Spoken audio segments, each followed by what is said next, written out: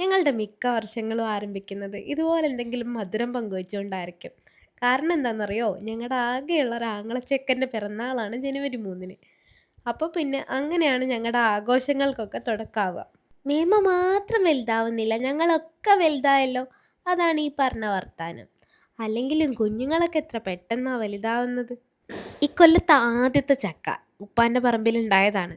അപ്പോൾ ഉമ്മ കൊണ്ടുവച്ചപ്പോൾ തന്നെ ഞാൻ മെയിൻ പ്ലേറ്റിൽ കറി ഒഴിച്ച് കഴിക്കാൻ നോക്കിയപ്പോൾ ഇതെല്ലാവർക്കും കൂടെ ഉള്ളതാ, ഒന്നിച്ച് കഴിക്കല്ലേ എന്ന് ഉമ്മ മുന്നറിയിപ്പ് തന്ന് ഉമ്മ വിളമ്പി തരികയാണ്. പിന്നെ ഞങ്ങളെല്ലാവരും കൂടെ അവനൊരു ഷർട്ട് വാങ്ങിയിട്ടുണ്ടായിരുന്നു. അതവന് കൊടുത്തു കേട്ടോ. ഒരു ബ്ലൂ കളറാണ് വാങ്ങിയത്. അവന് ഇഷ്ടമായി എന്ന് തോന്നുന്നു.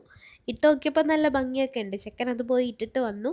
ഉമ്മ ഇങ്ങനെ ചോദിക്കുക, ഇത്തിരിയും കൂടെ ലൂസ് ഉള്ളത് വാങ്ങണമായിരുന്നോ എന്നൊക്കെ. അതല്ലെങ്കിലും ഉമ്മമാരങ്ങനെയാണല്ലോ, ഒരു 4-5 കൊല്ലത്തേക്ക് മുന്നേ കണ്ട് ഷർട്ട് കുറച്ച് ലൂസിൽ വാങ്ങും.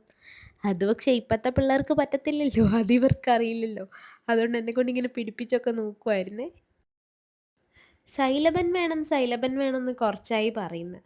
അതുകൊണ്ടാണ് ബർത്ത്ഡേക്ക് കേക്കിന് പകരം സൈലബൻ ആക്കിയത് കേട്ടോ. കട്ട് ചെയ്യാനൊക്കെ ബർത്ത്ഡേക്കാരനേക്കാളും ഇൻട്രസ്റ്റ് വേറെ ചിലർക്കായിരുന്നു.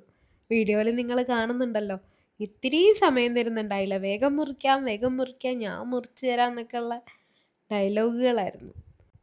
പിന്നെ മധുരമൊക്കെ പരസ്പരം പങ്കുവെച്ച് കുറേ തമാശയൊക്കെ പറഞ്ഞ് ഞങ്ങളങ്ങനെ ഇരുന്നു.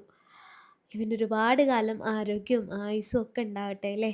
സന്തോഷത്തോടെ അവൻ ഇഷ്ടപ്പെടുന്നതൊക്കെ ചെയ്ത് ഞങ്ങളുടെ പുന്നാര ചെക്കനായിട്ട് ഇങ്ങനെ ജീവിക്കാൻ പറ്റട്ടെ. ഇപ്പോഴും ഓർമ്മയുണ്ട് പണ്ട് 2010 ഈ ചെക്കനെ ഒരു നേഴ്സോ ആരാ എൻ്റെ കയ്യിലേക്ക് വെച്ച് തന്നതെന്ന് ഓർമ്മയില്ല.